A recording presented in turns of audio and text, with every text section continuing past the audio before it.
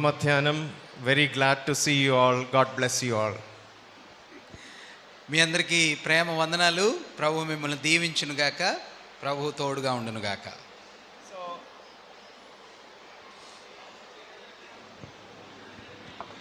So how many of you are glad to be here? Hands up.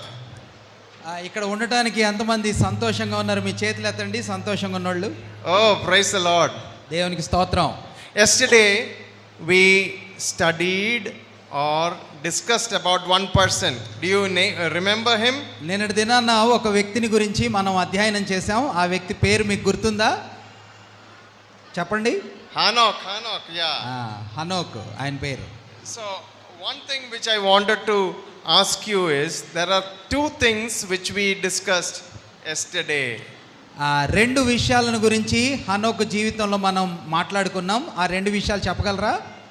He walked with God. ఆయన దేవునితో నడిచాడు.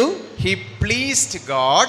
ఆయన దేవునికి ఇష్టడై ఉన్నాడు. And he looked forward to him coming back with the holy ones. దేవుని పరిశుద్ధ సమూహంతో తిరిగి వస్తాడు అని ఎదురు చూస్తున్నాడు. So in short, I will just summarize what we studied yesterday. He lived for 365 years. నిన్నటి దినాన మనం చెప్పుకున్న మాటలు క్లుప్తీకరించి నేను చెప్తాను. ఆయన 365 సంవత్సరాలు జీవించాడు. One day he just disappeared. God took him. ఒకరోజు కనబడకుండా అకస్మాత్తుగా వెళ్ళిపోయాడు. He is a shadow of the rapture of the saints which will happen one day. We will all be taken up. మనందరం సంఘంగా ఎత్తబడే ఒక దినానికి సాదృశ్యంగా ఆయన కనిపిస్తున్నాడు. He lived in wicked times. ఆయన చాలా దుర్భరమైన భక్తిహీన ప్రపంచంలో జీవించాడు. Because he lived and walked with God, he missed something. He missed death.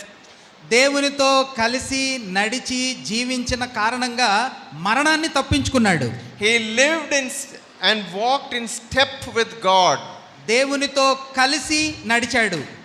So today, if you consider all the human beings who have lived in this world, ఈరోజు బ్రతికి ఉన్న మానవ సమూహం అంతటిని మనం గమనిస్తే, if you calculate his age, Enoch will be the longest living person in the world, or wherever he is now with the Lord.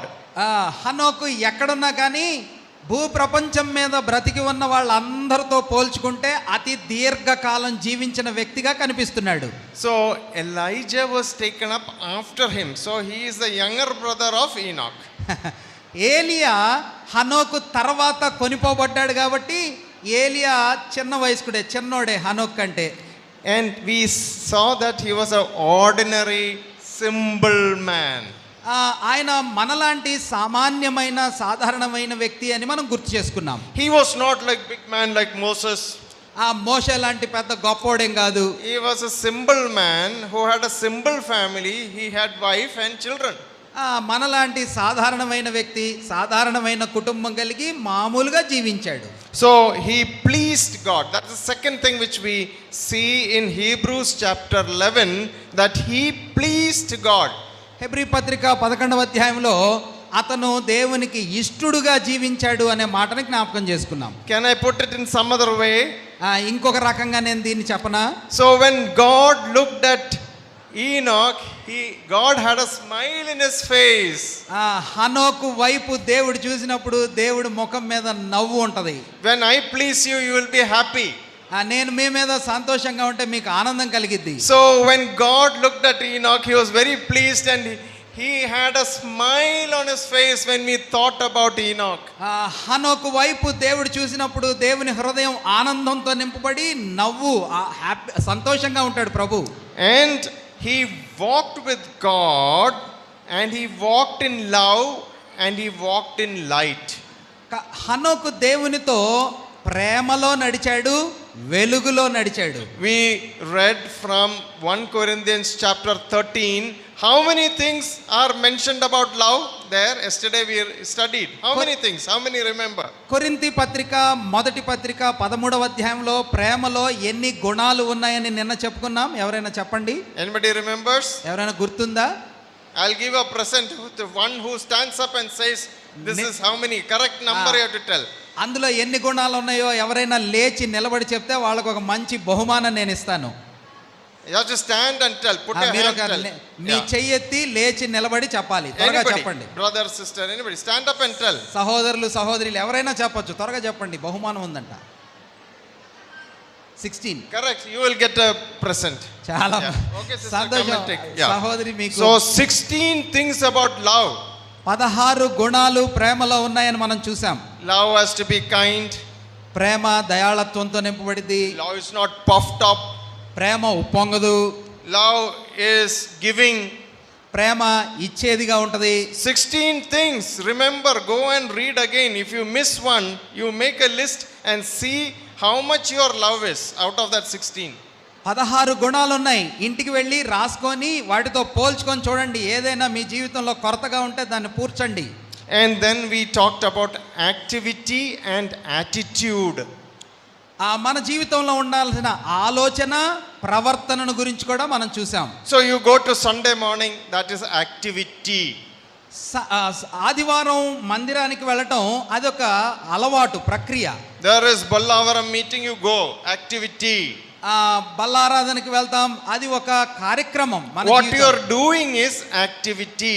మనం చేసే పని క్రియారూపకమైనటువంటి కార్యం. అది How you are, how your heart is your attitude. నీ హృదయం ఎలా ఉందో చెప్పేది నీ ఉద్దేశం. And we have to be having an attitude of reverence to God, attitude of worship, attitude which God would like you to do, not all the things you do like every day. ప్రతిదినం చేసే విధానాలుగా కాకుండా దేవుణ్ణి గౌరవించే ఆలోచనలు, దేవునికి భయపడే ఉద్దేశాలతో మన హృదయం నింపబడాలి. Romans 12 we read about a living sacrifice. రోమాపత్రిక 12వ అధ్యాయంలో సజీవమైన యాగాన్ని గురించి మనం చూస్తాం. Very difficult to understand. అది అర్థం చేసుకోవటం చాలా కష్టం. When is a sacrifice, you are dead. మనం ఏదైనా బలి అర్పిస్తే చచ్చిపోవాలి, But you are living. కానీ మనం బ్రతికే ఉంటాం. How is it possible? అది ఎలా సాధ్యమవుతుంది? Living for God, dead to the world. దేవుని కోసం జీవించటం, లోకం కోసం చనిపోవటం. And you have a heart which is beating for all the dead. Means those who are dead spiritually, those who are sinners, those who are lost, you have a heart for them. నశించిపోతున్న మన చుట్టూ ఉన్న ప్రజల కోసం, ప్రభువుని ఎరుగని బలహీనుల కోసం మన హృదయం తప్పిస్తూ ఉండాలి, భారంతో ఉండాలి. And the final thing which we said is that we saw in Jude verses 14 and 15 that the Lord is going to come with thousands of his holy ones or his saints. యూదా పత్రిక 14-15 వచనాల్లో యేసు ప్రభువారు వేవేల సమూహంతో దిగి వస్తాడు అని ఎదురు చూశాడు. Who is a saint? పరిశుద్ధులు ఎవరు? Is an angel a saint? దేవదూత పరిశుద్ధుడా? No, you are the saint if you have been washed with the precious blood of the lamb. కాదు, యేసు ప్రభువారి రక్తములో, గొర్రెపిల్ల రక్తంలో కడగబడితే నీవు నేనే పరిశుద్ధులం. Did God die for angels? దేవుడు దేవదూతల కోసం ఏమన్నా చనిపోయాడా? No need for dying for angels, they are holy angels. ఆ దేవదూతల కోసం చనిపోనక్కర్లేదు, వాళ్ళు పరిశుద్ధ దూతలు. Then we have Satan, which is the wicked one, and also there are certain angels which are imprisoned in darkness and chained because of the sin they committed in Genesis 6. పడిపోయిన పతనమైపోయిన దూతలున్నారు, వారు చీకటి గల కటిక చీకటి బిలములలో బంధించబడి ఉన్నారు. So we will think about the Jude's part of seeing what is going to happen in the future also. యూదా పత్రికలో ముందు జరగబోయే సంగతులను చూసిన విషయాన్ని మనం అక్కడ గమనిస్తాం. Let us also look into our hearts and check, how is my Christian life? కాబట్టి మన హృదయాల్లోకి లోపల పరిశీలన చేసుకొని నా క్రైస్తవ జీవితం ఎలా ఉంది అని చూసుకుందాం. Yesterday we thought that nobody pressurized Enoch, go to the assembly, go here, go there, but he walked with God on his own. నిన్నటి దినాన దేవుణ్ణి వెంబడించు హనోకని బలవంత పెట్టలేదు. తనకై తానే ప్రభుని వెంబడించాడు అనే సత్యాన్ని చూసాం. So, am I walking with God? Do I depend on Him 100%? Do I have the faith of Abraham? దేవునితో నడవటంలో, ప్రభువుని విశ్వసించటంలో 100% అబ్రహాము లాంటి విశ్వాసం మనకుందా? Uncle Devasahayam will come to you and say, get out of your house and go to Visakhapatnam. Will you go? Uncle Devasayam గారు మీ దగ్గరికి వచ్చి మీ ఇల్లు అంతా వదిలిపెట్టి విశాఖపట్నం వెళ్ళిపోండి అని చెప్పాడు అనుకోండి, మీరు వెళ్తారా? Abraham was living in Ur of the Chaldees, which was in Iraq, and he was taken from there and asked to go and come down to Israel, the land of Canaan. Abraham దైవభక్తుడు కల్దీయులనే ఊరు అనే పట్టణంలో నివసిస్తూ ఉంటే దేవుడు అక్కడి నుంచి లేపి ఇశ్రాయేలు దేశము, కనాను దేశం ఇప్పుడు ఇరాక్లో ఉంది, ఆ స్థలం నుంచి లేపి ఇశ్రాయేలు దేశంలోకి నడిపించాడు. Tell me, how many cents of land did Abraham had when he came to Canaan? కనాను దేశానికి వచ్చినప్పుడు అబ్రహాముకి ఎన్ని సెంట్ల భూమి దొరికిందో మీరు చెప్పండి. Not even 1 cent he had. 1 scent భూమిని కూడా అబ్రహాం పొందలేదు. When he had to bury his wife Sarah, he had to go to Machpelah and get the land by giving money to the people of Shechem. షెకెములో తన భార్య సారా చనిపోయినప్పుడు మక్పెలాకి వెళ్ళి డబ్బులిచ్చి భూమిని కొనుక్కోవాల్సి వచ్చింది. In this world he had nothing. In this world he had nothing. Not even 1 cent of land. ఒక్క చిన్న scent భూమి కూడా లేదు ఆయనకి. But then he looked forward for a city which was being built by God, and that is what he looked for. He did not look like Lot. లోతులాగా కాకుండా దేవుడు కట్టినటువంటి, దేవుడు దేనికి శిల్పి నిర్మాణకుడు, ఆ పట్టణం వైపు చూస్తూ జీవించాడు Abraham. Oh, Lot went and looked. Nice garden, nice water. I'll go here. లోతు చక్కగా అన్ని వైపులా చూసి చాలా బాగుంది, వనంలాగుంది అని నేను ఇక్కడికి వెళ్తానని నిర్ణయం చేసుకున్నాడు. Lot built a house. లోతు ఒక మంచి ఇల్లు కట్టుకున్నాడు. In Sodom and Gomorrah. సొదొమ గొమొర్రాలో కట్టుకున్నాడు. But then Abraham, he lived in a house or a tent. Abraham ఇంట్లో ఉన్నాడా, గుడారంలో బతికాడా? So which is better, Lot's house or Abraham's house? లోతు ఇల్లు బాగుంటుందా, అబ్రహాము గుడారం బాగుంటుందా? ఏది మంచిదో If చెప్పండి. you want to go and stay, you'll stay with Lot or you'll stay with Abraham. ఒకవేళ మీకు అవకాశం వస్తే మీరు లోతుతో ఉంటారా, అబ్రహాముతో ఉంటారా? I will stay with Lot. AC, everything is there, not in tent. నేనైతే లోతుతో ఉంటా, అక్కడ ఏసీ ఉంటుంది, టెంట్లో ఆ గుడారంలో ఉండటానికి నేను ఇష్టపడను. So you look at Enoch and Abraham, they sought the will of God in their lives. హనోకు జీవితంలో, అబ్రహాము జీవితంలో చూస్తే దేవుని చిత్తాన్ని వాళ్ళు నెరవేర్చారు. We want God when we want something. మనకేదైనా అవసరమైనప్పుడు మనం దేవుని దగ్గరికి వస్తాం. For money, when we don't have money for rent, oh God, please, from somewhere you get me money. డబ్బులు లేనప్పుడు, ఇంటి అద్దె కట్టలేనప్పుడు, దేవా ఏదో రకంగా నాకు డబ్బులు ఇవ్వని ప్రార్థన చేస్తాం. Oh Lord, somebody is having cancer, heal him. ప్రభువా ఎవరికో క్యాన్సర్ ఉంది, వాళ్ళని స్వస్థపరచు. Pray for children's marriage. పిల్లల వివాహాల కోసం ప్రార్థన చేస్తాం. Safety when you are traveling. ప్రయాణం చేసేటప్పుడు భద్రత కోసం ప్రార్థన చేస్తాం. Our prayers are 99% for material things usually. సాధారణంగా 99% మన ప్రార్థనలు భౌతికమైన విషయాల కోసమే అడుగుతాం.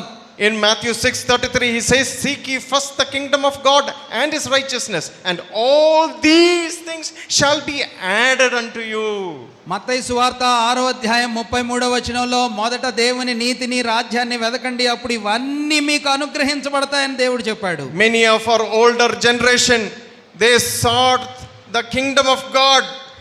మన పాత తరపు వారు చాలా మంది ఆ దేవుని రాజ్యం వైపు They చూశారు. were poor, they were hungry, but they went to villages, they preached the word of God. వాళ్ళు నిరుపేదరికంలో, ఆకలిలో అనేక గ్రామాలకు వెళ్ళి దేవుని రాజ్యాన్ని I ప్రకటించారు. want to turn your attention to the Lord's Prayer, which he taught his disciples in Matthew chapter 6, verse 9 to 13. You can just go and read because we don't have much time. మనకి ఎక్కువ సమయం లేదు కాబట్టి ఈ దినం మన ధ్యానాన్ని మత్తయి సువార్త 6వ అధ్యాయం 9 నుంచి 13 వచనాల్లో ఉన్న ప్రార్థన వైపు ఉంచాలని నేను ఆశపడుతున్నాను. Brother, can you read that portion? full Mattayi prayer. సువార్త 6వ అధ్యాయం 9 నుండి కాబట్టి మీరు ఇలాగూ ప్రార్థన చేయుడి. పరలోకమందున్న మా తండ్రి, నీ నామము పరిశుద్ధపరచబడునుగాక, నీ రాజ్యము వచ్చునుగాక, నీ చిత్తము పరలోకమందు నెరవేర్చునట్లు భూమి అందును నెరవేరునుగాక. మా అనుదినాహారము నేడు మాకు దయచేయము. మా రుణస్థులను మేము క్షమించున్న ప్రకారము మా రుణములు క్షమించుము. మమ్మను శోధనలోనికి తేక దుష్టుని నుండి మమ్మను తప్పించుము. మనుషుల అపరాధములను మీరు క్షమించిన ఎడల మీ పరలోకపు తండ్రియు మీ అపరాధములను క్షమించును. Yeah, thank you, brother. So yesterday I gave you all a homework. How many of you remember your homework? నిన్నటి రోజున నేను మీకు హోంవర్క్ ఇచ్చాను. ఎంతమంది మీకు ఇచ్చిన పని గుర్తుపెట్టుకున్నారు? Homework. What was the question? నిన్న చెప్పిన ప్రశ్న ఏంటిది చెప్పండి. Everybody forgot. Okay, I'll remind you. అందరూ మర్చిపోయారు, నేను జ్ఞాపకం In చేస్తాను. this Lord's Prayer, what is the most personal thing they are asking for? Only one thing. What is that? ప్రభువు నేర్పించిన ఈ ప్రార్థనలో వ్యక్తిగతమైనటువంటి అంశం ఇందులో ఏముంది? అతి వ్యక్తిగతమైన విషయం ఏముంది? అది I'll give you a clue. Correct. నేను Give us this day our daily bread. మా అనుదిన ఆహారము మాకు దయచేయము. Is there any other thing which he taught his disciples to pray for, like what we pray? శిష్యులకు నేర్పించిన ప్రార్థనలో ఇది కాకుండా మిగిలిన ఇంకేమైనా అంశాలు ఉన్నాయా మనం చేసేలాంటి? Oh, may his name be hallowed. దేవుని నామము మహిమపరచబడును గాక. May his kingdom be established in this world. ఈ భూమి మీద నీ రాజ్యము స్థాపించబడును గాక. Help us to honor you in our hearts. మా ఆలోచనలో నిన్ను గౌరవించడానికి నేర్పించు. And from our lips let us praise you. మా పెదవుల నుండి నిన్ను స్తుతించడానికి నేర్పించు. Help us to behave well at home.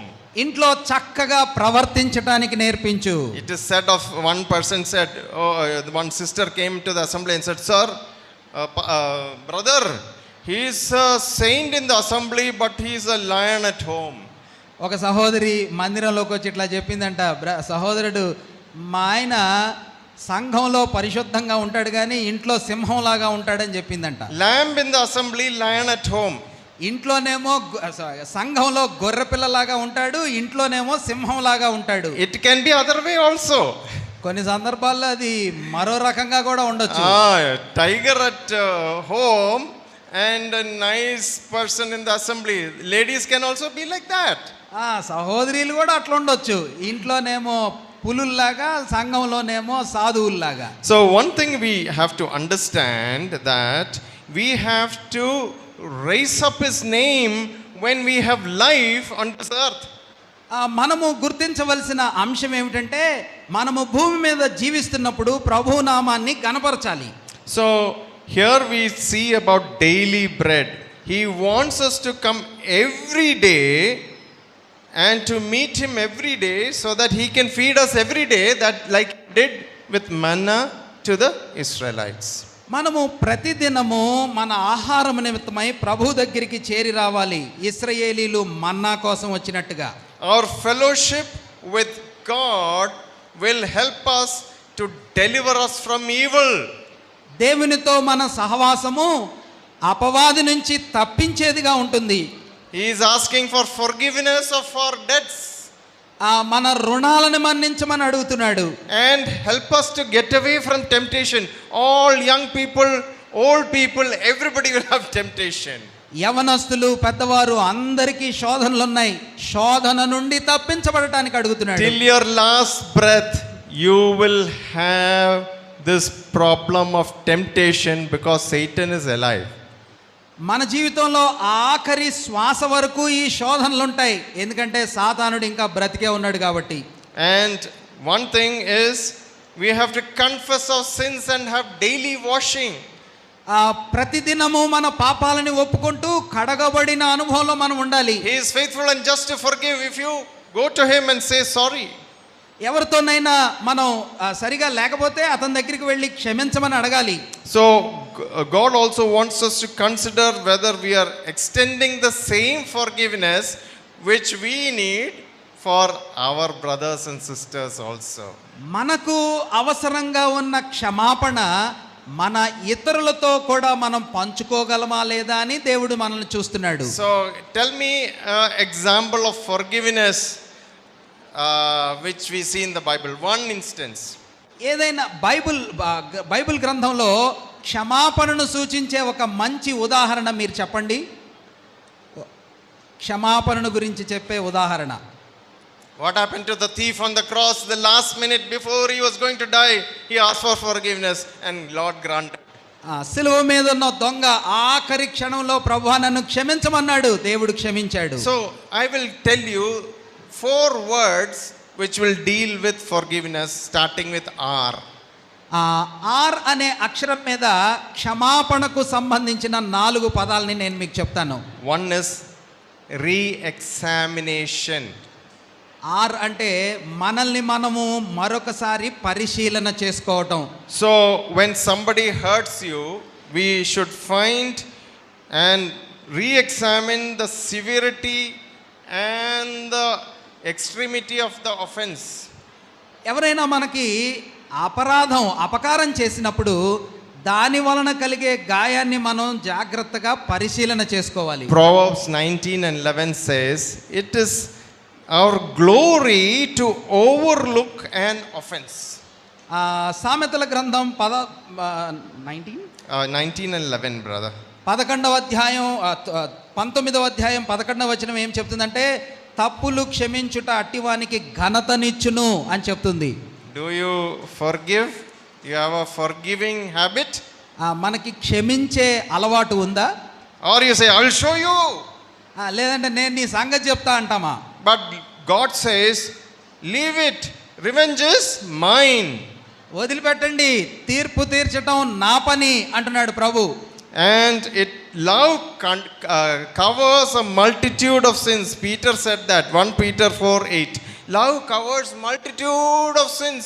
పేతురు మొదటి పత్రిక 4:8వ అధ్యాయంలో 8వ వచనంలో ప్రేమ అనేక దోషములను కప్పును అని చెప్పాడు. On the cross of Calvary, filled with love, he cried out to the Father, Father, forgive them, for they do not know what they are doing. యేసుక్రీస్తు ప్రభువారు శిలువ మీద వేలాడి తీయబడుతున్నప్పుడు తండ్రి వీరేమి చేయుచున్నారో వీరికి తెలియదు గనుక క్షమించు అని ప్రేమ చేత నింపబడిన వాడుగా ప్రార్థన చేశాడు. When he was under the wrath and the fire of God burning under it, he is saying, Lord, forgive them because I have shed my blood. Forgive them, forgive them, forgive them.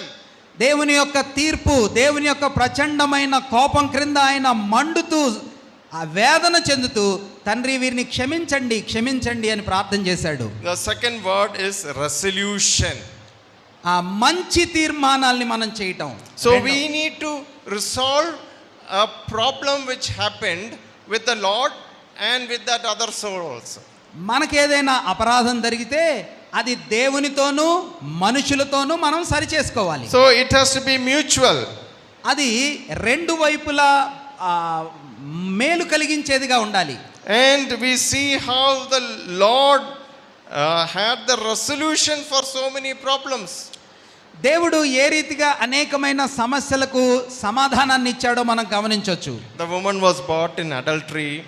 Everybody standing with stone ready to throw.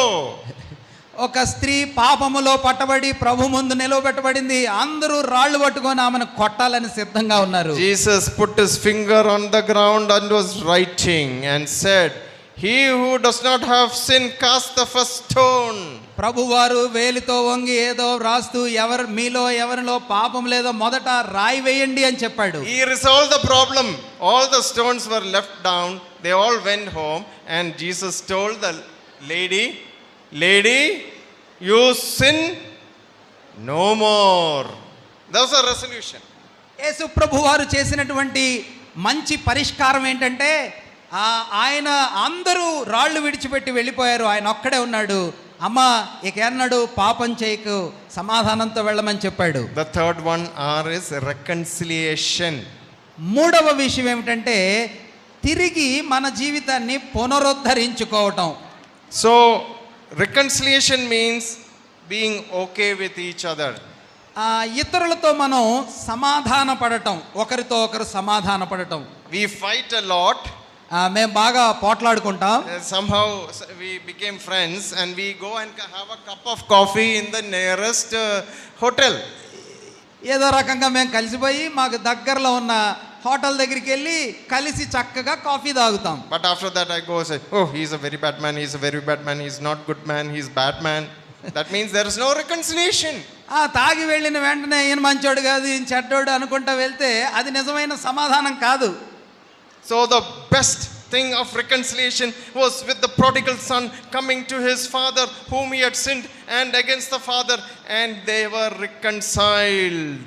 మంచి ఉదాహరణ, ఒకరినొకరు సమాధాన పడిన విధానంలో మంచి ఉదాహరణ తప్పిపోయిన కుమారుడు. తండ్రి, నీకు విరోధంగా మా నాన్నకు విరోధంగా పాపం చేశాను, కానీ వాళ్ళిద్దరూ సమాధాన పడ్డారు. The fourth one is restoration. నాలుగవది మన సంబంధాన్ని పునరుద్ధరించుకోవటం. So much wisdom is required to deal with a person in the assembly if he has sinned, whether he should be taken back, when he should be taken back, and how he should be taken back. ఎవరైనా విశ్వాసీ సంఘంలో అపరాధం చేస్తే అతన్ని ఎలా క్షమించాలో, అతనితో సంబంధాన్ని ఎలా పునరుద్ధరించుకోవాలో చాలా జ్ఞానయుక్తమైన పరిచర్య. So now let us come back to our prayers. Is our prayer only bread prayer? తిరిగి మనం ప్రార్థన అంశానికి వద్దాం. మన ప్రార్థన కేవలం బెడ్ మీద నుంచి చేసే ప్రార్థనేనా? Bed nahi, bread. So it is appa prarthana. ఆహారం కోసం చేసే ప్రార్థన.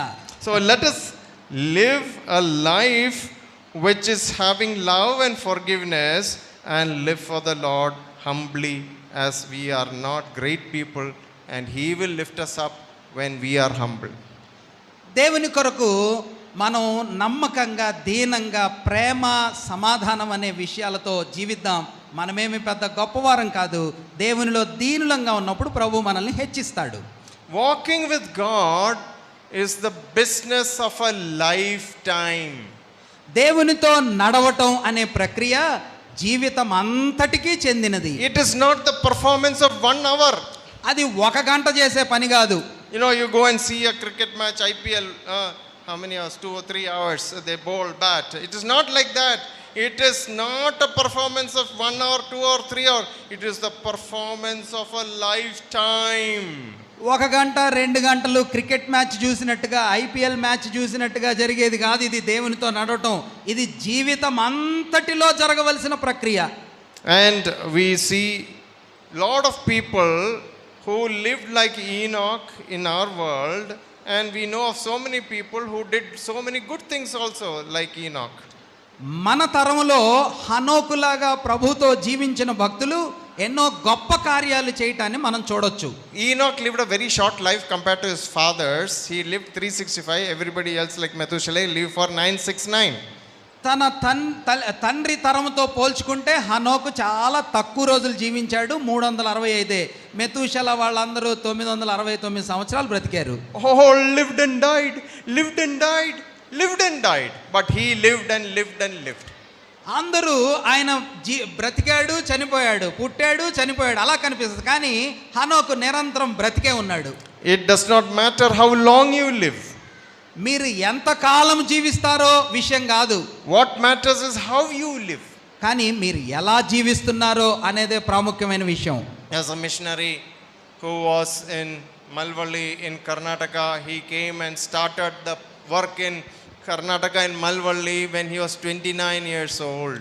ఒక గొప్ప మిషనరీ ఉన్నారు కర్ణాటకలో. ఒక స్థలానికి వెళ్ళి సేవ ప్రారంభం చేసినప్పుడు ఆయనకి 29 సంవత్సరాలు మాత్రమే. He died when he was 29. 29 సంవత్సరాల వయసులోనే ఆయన చనిపోయాడు. So when he died, there was something written on the stone which is called the epitaph, and what it was written was like this. ఆ సమాధి పలకం పైన ఇలా రాయబడింది ఆయన గురించి. What is written is, he bore the yoke.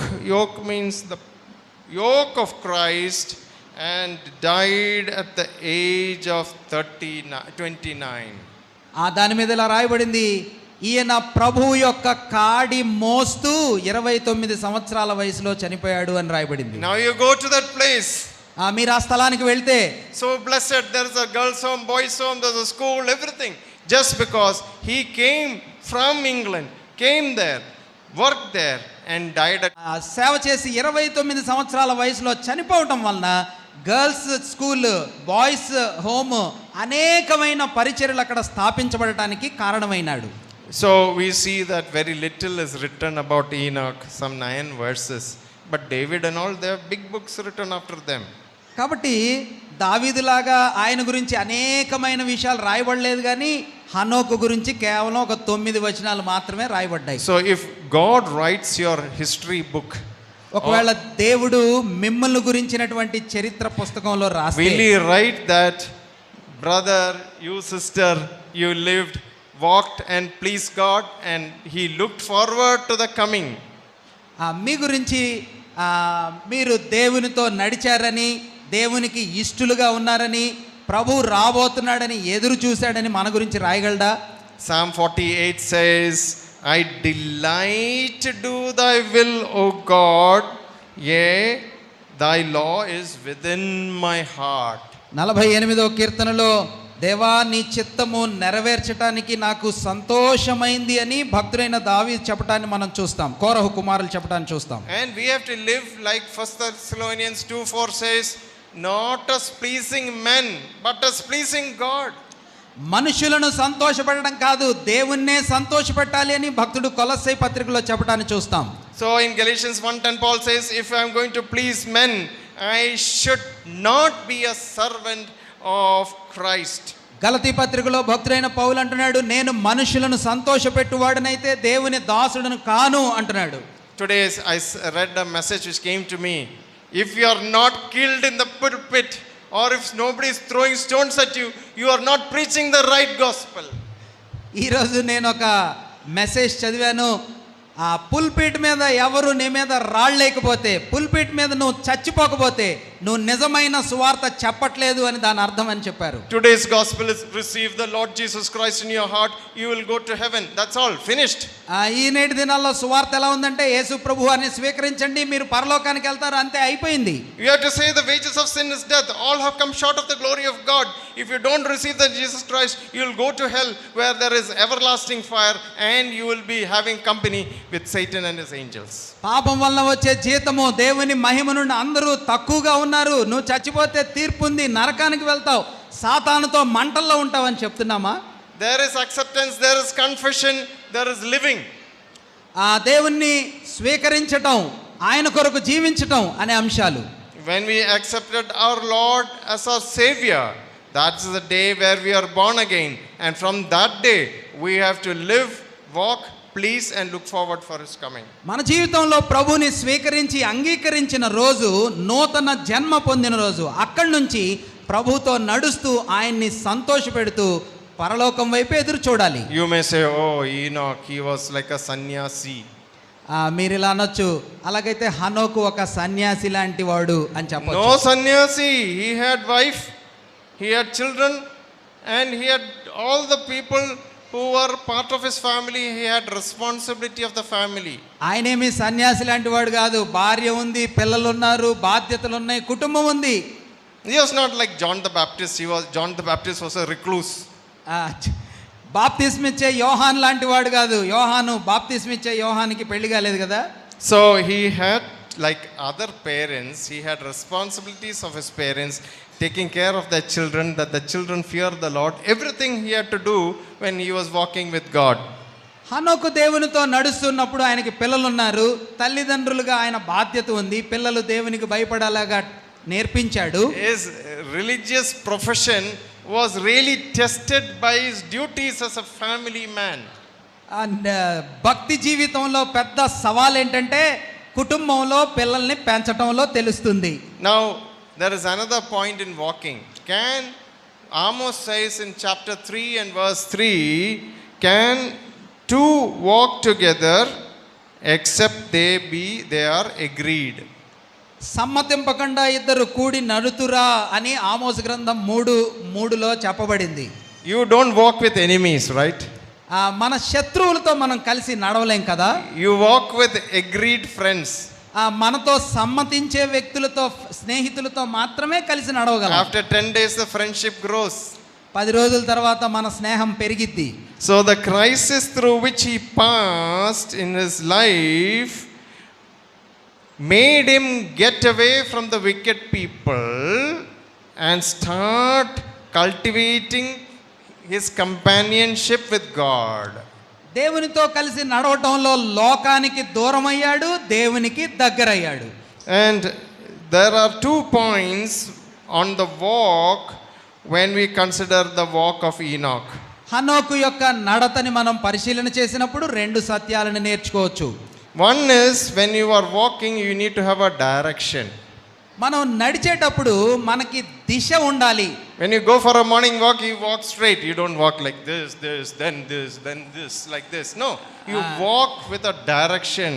ఇటు అటు అట్లాగా మనం అడ్డదిడ్డంగా నడవం, తిన్నగా నడుస్తాం నడిచేటప్పుడు. There will be so many people to distract you. Come here, come here. No, but I'm going there. Follow God's direction in your life like Abraham. గురి పెట్టుకొని అబ్రహాములాగా నడవాలి. మనల్ని గురి తప్పించే వ్యక్తులు ఇటురండి అటురండి అని పిలుస్తారు, వాళ్ళ వైపు చూడకూడదు. He moved in the direction of his walking companion. తనతో కలిసి నడుస్తున్న వాని గురిని అనుసరించి హనోకు నడిచాడు. When 2 people are walking, another thing is important other than direction, that is the speed or the pace at which you are walking. నడిచేటప్పుడు గురితో పాటుగా మరొక అంశం ప్రాముఖ్యమైనది ఏంటంటే ఎంత వేగంగా మనం నడుస్తున్నామో. After 5 minutes, you go. No. 5 నిమిషాల తర్వాత అమ్మా నా వల్ల కాదు నువ్వు వెళ్ళు అంటాం. So you have to walk at the same speed and same pace with your companion. నీతో కలిసి నడుస్తున్న వ్యక్తితో సమానమైన వేగంతో, సమానమైన విధానంతో మనం నడవగలగాలి. Humans will get tired easily. It is not easy to walk with God. కాబట్టి మానవులు సాధారణంగా అలసిపోతారు. దేవుడితో నడవటం కష్టం. No running ahead, no lagging behind, not going this way, that way, I'll come in 1 minute. No. దేవుడి కంటే ముందెళ్ళటం, దేవునికి వెనక ఆలస్యంగా రావటం, కుడి ఎడమలకు పోవటం, నువ్వు ముందెళ్ళు నేను వెనకొస్తా అంటం లేదు. Slowly he became so close to God that God chose him to be in his cabinet. నెమ్మదిగా దేవునికి ఎంత దగ్గరయ్యాడంటే దేవుడు ఇతన్ని నా దగ్గరికి తీసుకొని పోవాలి, నా ఇంటికి తీసుకొని వెళ్ళాలి అనిపించేంతగా. The secrets of the coming judgment, that the Lord is coming with his holy ones. When you see Matthew, it says that Lord is coming with his holy angels to do judgment. దేవుడు తన పరిశుద్ధ దూతలతో తిరిగి వచ్చి తీర్పు తీర్చబోతున్నాడనే రహస్యాలు, మర్మాలు దేవుడు హనోకు చెప్పడానికి ఇష్టపడ్డాడు. I have a car and I have a driver. Sorry, I have a car and I have a driver. నాకు ఒక కారు ఉంది, దాన్ని నడపడానికి ఒక డ్రైవర్ ఉన్నాడు. Now, when you are going somewhere, who decides where to go? మేము కలిసి వెళ్ళేటప్పుడు ఎక్కడికి వెళ్ళాలో ఎవరు నిర్ణయం చేస్తారు చెప్పండి? Driver. డ్రైవరా? You only decide where you have to go, like that. Allow God to drive you, be your driver. నీ ఇష్టం అన్నట్టు చెప్తామా? లేదు, దేవుని చిత్త ప్రకారంగా నడవటానికి మనం నిర్ణయం చేసుకోవాలి. So we seek God's help to accomplish our plans usually. మన ఉద్దేశాలు నెరవేర్చుకోవటానికి దేవుని చిత్తాన్ని మనం వెతుకుతాం సాధారణంగా. What is our agenda? What is our plan? కానీ మన ఉద్దేశం ఏంటి, మన ఆలోచన ఏంటి? To become doctor, to become engineer, to become rich, to become famous and have lot of money. Doctor అవ్వాలా, ఇంజనీర్ అవ్వాలా, గొప్పవాడిని అవ్వాలా, చాలా డబ్బు సంపాదించాలా? So we see that let us agree to walk in God's direction and God's speed, and let us agree to God's terms and conditions. దేవుడు వెళ్ళే గురివైపు, దేవుడు నడిచే వేగంతో, దేవునికి ఇష్టమైన విధానంలో నడవటానికి సమ్మతించి మనం నడవాలి. When I was in 10th standard, when I had to go to 11th pre-degree, we had to get a conduct certificate from the school. నేను 10వ తరగతి అయిపోయిన తర్వాత ఇంటర్మీడియట్కి జాయిన్ వెళ్ళేటప్పుడు కాండక్ట్ సర్టిఫికెట్ అనేది మేము పొందుకోవాలి. So in some conduct certificate they will write very good, some says satisfactory, And some they will write something else also. Conduct సర్టిఫికెట్లో తృప్తి సాటిస్ఫాక్టరీ అని రాస్తారు, కొంతమందికి ఏమో చాలా బాగుంది వెరీ గుడ్ అని కొందరికి రాస్తారు, మరికొన్ని విధానాలుగా కొందరికి రాస్తారు. So he had a testimony when he was alive on earth that he pleased God. He got certificate before he passed. ఆయన కొనిపోబడటానికి ముందే బ్రతికుండగానే దేవుడు ఒక మంచి సర్టిఫికెట్ ఇచ్చాడు, ఈయన దేవునికి ఇష్టుడు అని. Suppose if I die today, you will take me to Mumbai and then everybody will come and say, oh, very nice man, very nice man. No, that is not what you have to aim for. You have to aim for the appreciation of God in your life today. ఒకవేళ నేను ఈరోజు చచ్చిపోతే మీరందరూ నన్ను బాంబేకి తీసుకెళ్తారు, ముంబైలో అందరూ వచ్చి చాలా మంచోడు అంటారు, కానీ మనము బ్రతికి ఉండగానే దేవుని చేత ప్రశంసించబడాలి. There are 3 types of pleasing. 3 విధాలుగా దేవునికి మనం ఇష్టలంగా ఉండగలం. I can please myself. నన్ను నేను సంతృప్తి పరుచుకునే జీవితం ఉండొచ్చు. I can please all of you. మీ అందరికీ ఇష్టునిగా నేను ఉండొచ్చు. So I can buy so many biryanis, mutton biryani and give all of you and everybody very happy. Please start this. మంచి mutton బిర్యానీలు మీ అందరి కోసం నేను కొని మీకు ఇచ్చాను అనుకోండి, మీరందరూ ఈయన చాలా మంచోడు అని నన్ను ప్రశంసిస్తారు. The third most important thing is to please your God. కానీ అతి ప్రాముఖ్యమైన 3వ విషయం ఏమిటంటే దేవునికి ఇష్టంగా ఉండటం. If your life is not pleasing God, your life is a waste and a big failure. దేవునికి ఇష్టడుగా నువ్వు లేకపోతే నీ జీవితం వ్యర్థం, అది నిరుపయోగం. So we said that Adam, he walked with God, but his walk was utter failure. He had to go out of the garden. ఆదాము దేవునితో నడిచాడు, కానీ అది విఫలమైనటువంటి నడత, ఓడిపోయాడు. Tell me why God created man. Why did God create man? దేవుడు మానవుని ఎందుకు తయారు చేశాడో చెప్పండి. He wants brother, sister, everybody to work for him. ఈ సహోదరుడు సహోదరి అందరూ ఆయన కోసం పనిచేయాలని చేశాడా? So you don't need all that for God. God has how many angels? ఆయన పనులు చేయించుకోవడానికి మనమేం అక్కర్లేదు. దేవుడికి ఎంతమంది myriads of powerful angels. One can kill 1,85,000.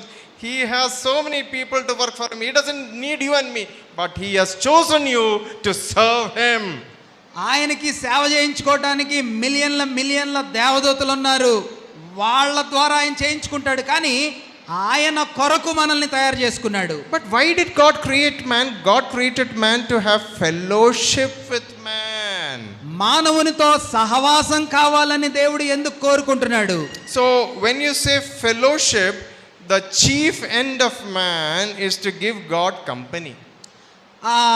మానవుని యొక్క అంతిమ ఉద్దేశం ఏంటంటే దేవునికి మంచి స్నేహపూరితమైన సహవాసం ఇవ్వటం. So the purpose of creation is that you have to glorify God because he has chosen you and not died for angels, but he died for you.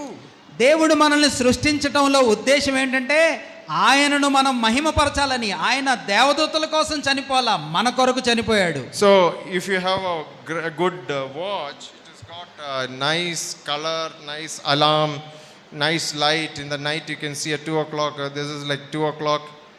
But if it doesn't run, what is the use of that watch? ఒకవేళ మీ దగ్గర ఒక మంచి watch ఉంది, బాగా రంగు బాగుంది, alarm చూపిస్తుంది, వెలుగుతూ ఉంది, కానీ అది పని చేయకపోతే దానివల్ల ఉపయోగం ఏముంది?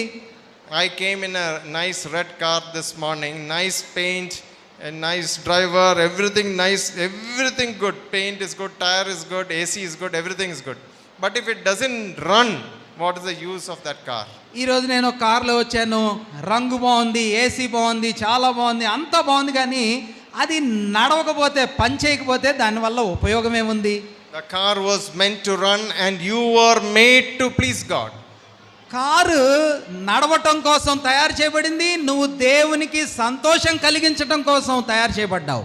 He was a prophet also in his lifetime.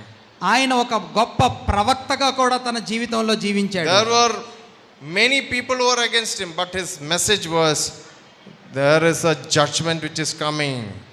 దేవునికి తనకు విరోధంగా అనేక మంది ఉన్నా దేవుని తీర్పు రాబోతుందని ప్రవక్తగా పనిచేశాడు. He must have become a lonely man. He would have lost the fellowship with his friends because of this nature of being with God, but God did not leave him. దేవునితో నడవటం వలన మనుషులందరూ దూరమయ్యి శత్రువులుగా మారి ఉండొచ్చు, కానీ దేవుని సహవాసాన్ని మాత్రం ఆయన విడిచిపెట్టలేదు. One day when you are all alone, you feel nobody is there to help me. The Lord of hosts is with you. మీరు ఎప్పుడైనా ఒంటరితనంలో ఉండి ఎవరు నాకు సహాయకులు లేరు అని చింతిస్తే సైన్యములకు అధిపతి యెహోవా మీతో ఉన్నాడని గుర్తుపెట్టుకోండి. The poor man cried and he heard him and saved him out of all his troubles. Psalm 34. కీర్తన 34లో ఈ దీనుడు మొరపెట్టగా యెహోవా ఆలకించి సమస్తమైన ఉపద్రవాల నుంచి తప్పించాడు.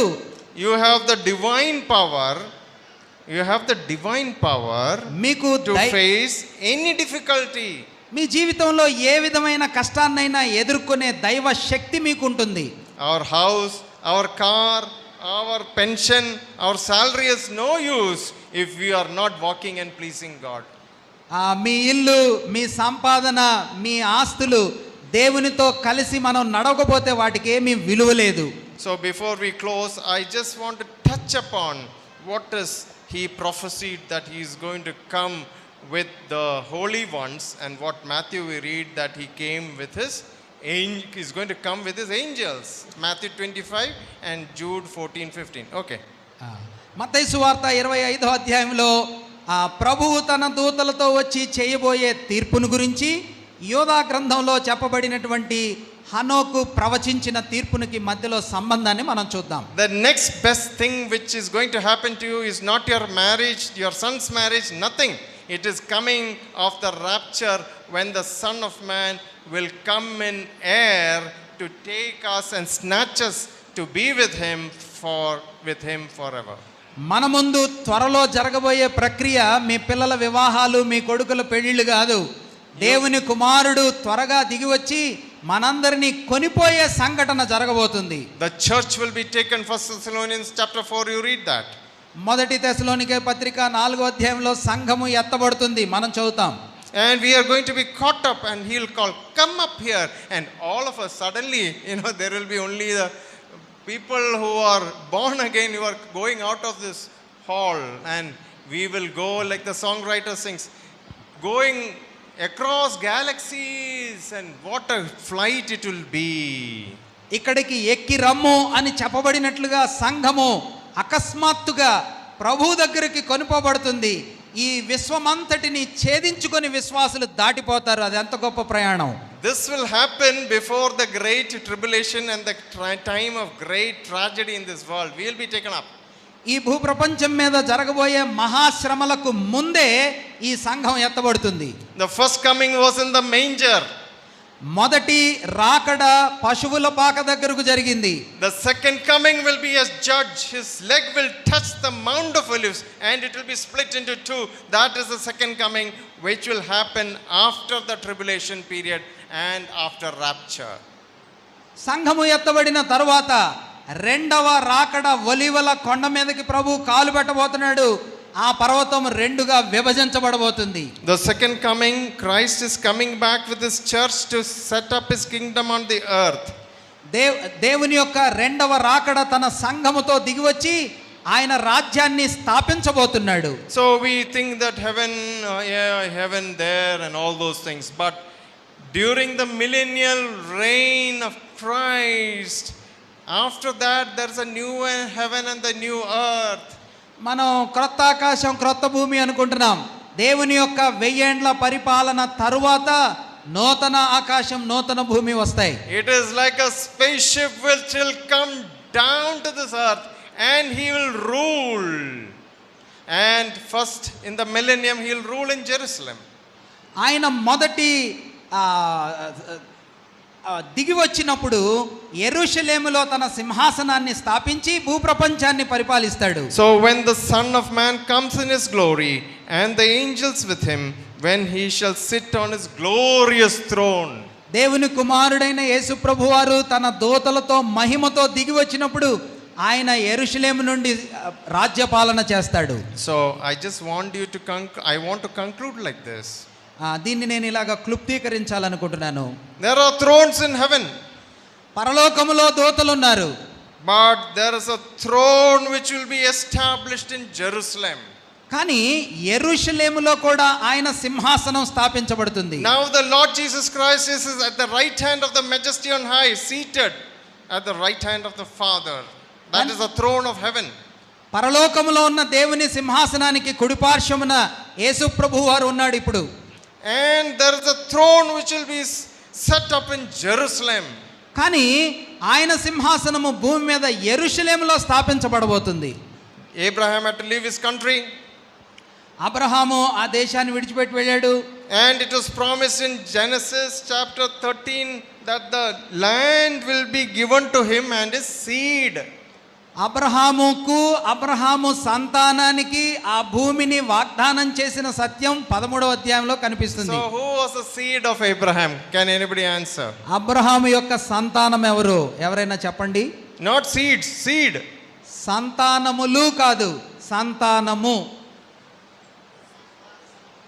ఇస్సాకు. Isaac. Not Isaac. The seed of Abraham is the Lord Jesus Christ. Abraham యొక్క సంతానము ఇస్సాకు కాదు, యేసుక్రీస్తు ప్రభువారే. We'll explain that later. Now I'm standing between you and lunch. నేను మీ మధ్య భోజనానికి ముందు నిలబడి ఉన్నాను, సమయం లేదు కాబట్టి తర్వాత చెప్తాను ఈ విషయం. So he was of the tribe of David, Judah. ఆయన యోధా గోత్రికుడై ఉంటాడు.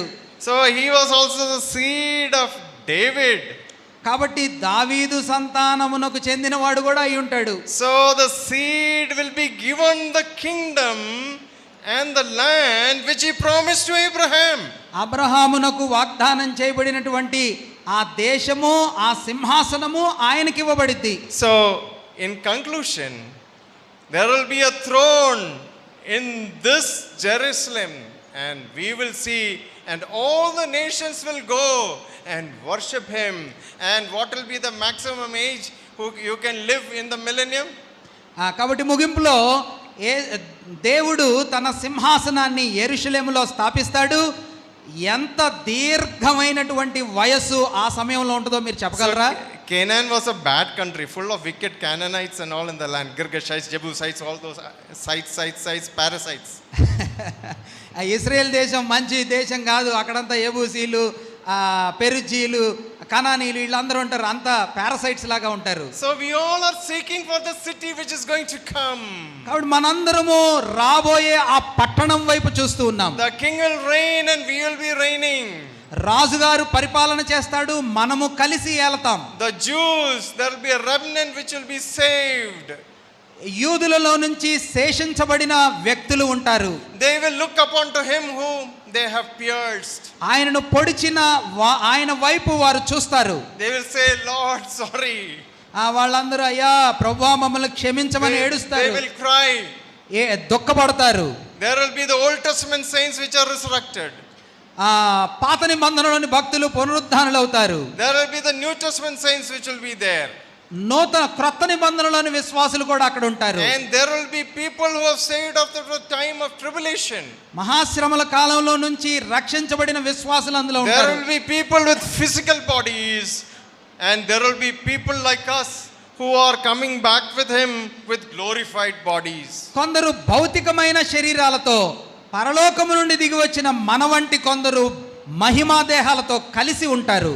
The old covenant under the law of Moses, it is removed, and we have a new covenant which is love and grace. పాత నిబంధనలో మోషే ద్వారా ఇవ్వబడిన పాత నిబంధన కొట్టివేయబడి కృప ప్రేమ అనే నూతన నిబంధన స్థాపించబడుతుంది. So we will close this meeting now. I would like you to go and study about Enoch, about rapture, about millennium, and that is where our future going to be. ఈ సభను మనం ఇక్కడితో ముగించబోతున్నాం. కానీ మీరందరూ ఇంటికి వెళ్ళి హనోకు గురించి, తీర్పును గురించి, 1000 ఏండ్ల పరిపాలన గురించి, ఆ మహిమ పట్టణం గురించి ధ్యానం చేయాలని నేను కోరుతున్నాను. Our future is bright. మన భవిష్యత్తు వెలుగుమయంగా ఉంటుంది. May the name of God be glorified, and thank you for your patient listening and all those who are behind this, and may God bless you all. Thank you. దేవుని నామం మహింపరచబడును గాక. ఓపికతో విన్న మీ అందరికీ ప్రేమ వందనాలు, కృతజ్ఞతలు.